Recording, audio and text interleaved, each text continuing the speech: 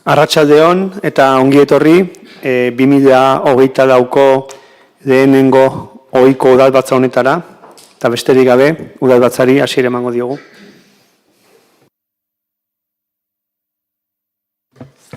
Arratsaldeon. Lehenengo puntua 2023ko azaroaren 27 eta 2023ko abenduaren 20an egindako bileren akten zirriborroak irakurri eta onartzea bidezko bada. Norbaitek akten inguruan zerbait esateko? Bigarren puntua onartzea hasierako izaeraz obra txikien aurretiazko jakinarazpena arautzeko udal ordenantza. Arratsaldeon guztioi, gaur hemen ekartzen deun obra txikian aurretiazko jakinarazpen honekin, obra txikien barrun sortuko dugu kategoria berri bat, dala obra txikien komunikazioa izena duna, eta kategoria berri honen barrun sartuko lirateke hirigintzan ordenamenduan eragin txikia duten obra horiek, ez? Eta hauentzat nahikoa izango da hemendik aurreraia idatzizko jakinarazpen batekin. Hau da, azkenean aldatuko dana da, gaur egun obra txiki guztik lizentzia bat behar dute, eta edozein izaerako obra txiki egiteko lizentzia eskaera bat egin behar da udaletxean, eta itxaron behar da azkenean udalak lizentzia hori eman arte obra hasi ahal izateko.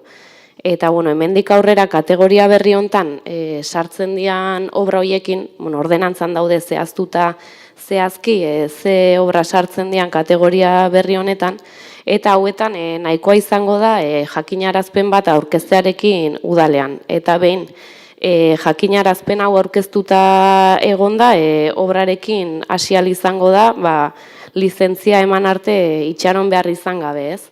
Gero, bestetik tasei dagokienez ez dago aldaketarik, orain arte bezala izango dira, eta obra txikien barruan sartuta egongo dira, eta hori da pixkat ekarriko duen aldaketa, ez? Labur bilduz, honen helburua da eta lortu nahi dana da hirigintza tramitazioa azkartzea, eta herritarrak ez egon behar izatea hilabeteak zain edozein obra txiki burutzeko. Eta, orduan, gaur emango zaio hasierako onespena, eta, jendaurrean jarriko da 30 egunez, eta espero dugu albezain azkar martxan jartzea guztiron onerako. Gai honen inguruan, ez dakit norbaitek zerbait esan nahi duen? Bai.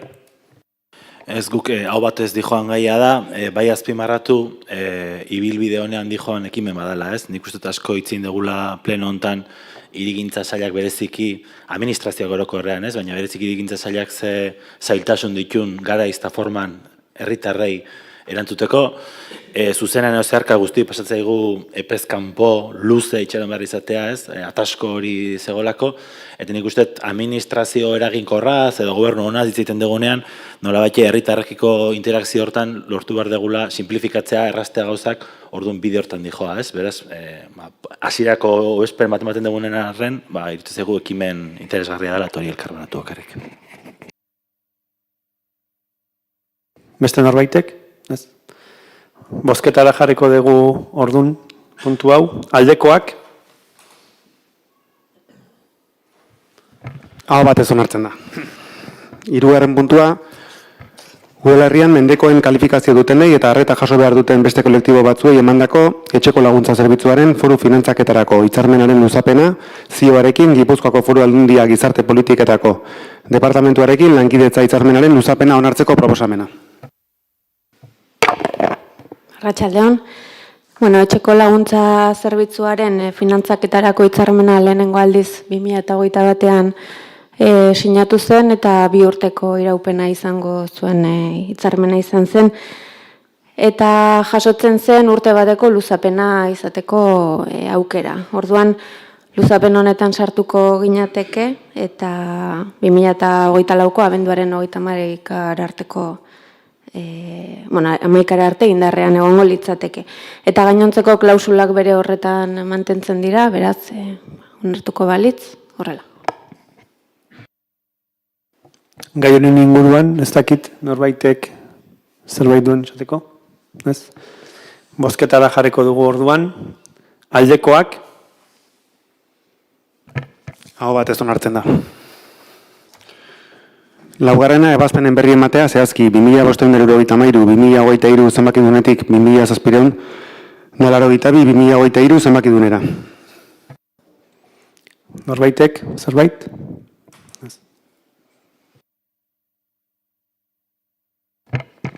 Bosgarren puntua galderak, eskaerak eta proposamenak. Galderregune, bai.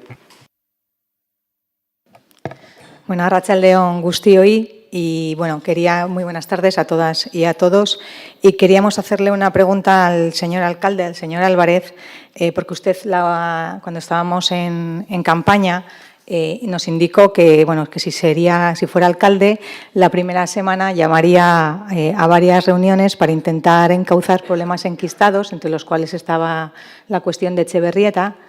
Y bueno, no sabemos si se ha producido alguna de esas reuniones o no, porque no hemos tenido constancia de ellas y en estos ya más o menos 7 meses que llevamos, pues todavía la Comisión de Urbanismo no se ha llevado este tema ni una sola vez.